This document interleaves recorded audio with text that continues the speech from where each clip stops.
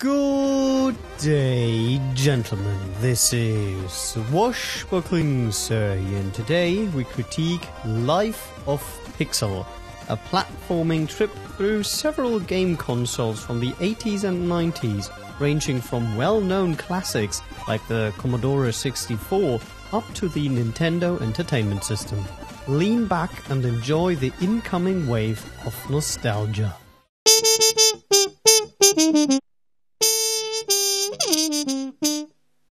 Life of Pixel, similarly to the history it covers, even hinges upon, had a tough start.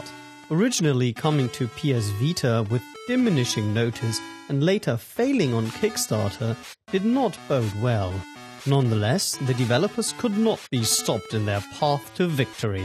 Luckily, since this allows the vast PC gaming community to now play Life of Pixel.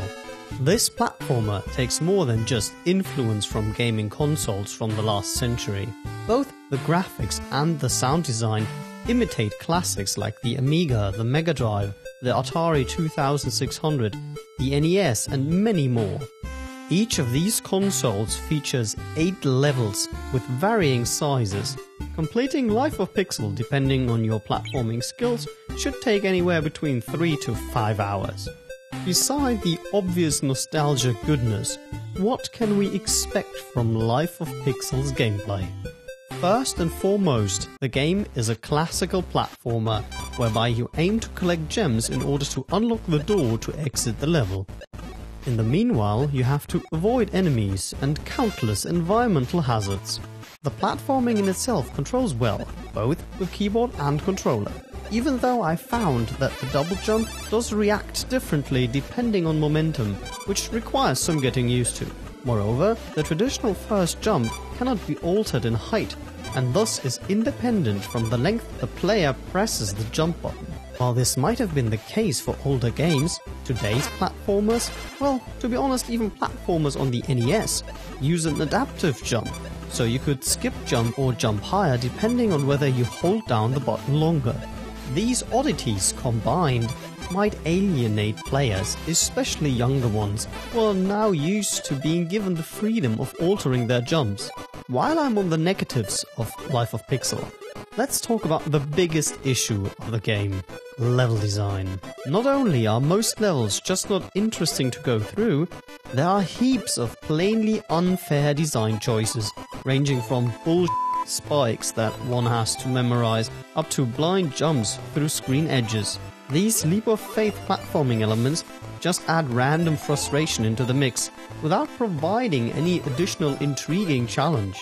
Surely, this reflects the era properly. Nonetheless, the level design fails to make it work.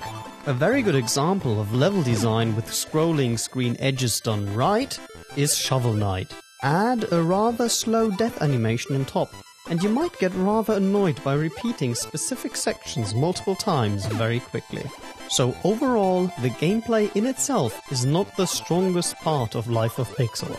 The incentive of this game is tripping through the old eras, delving deep in a pool of nostalgia, enjoying the audio-visual experience of the past.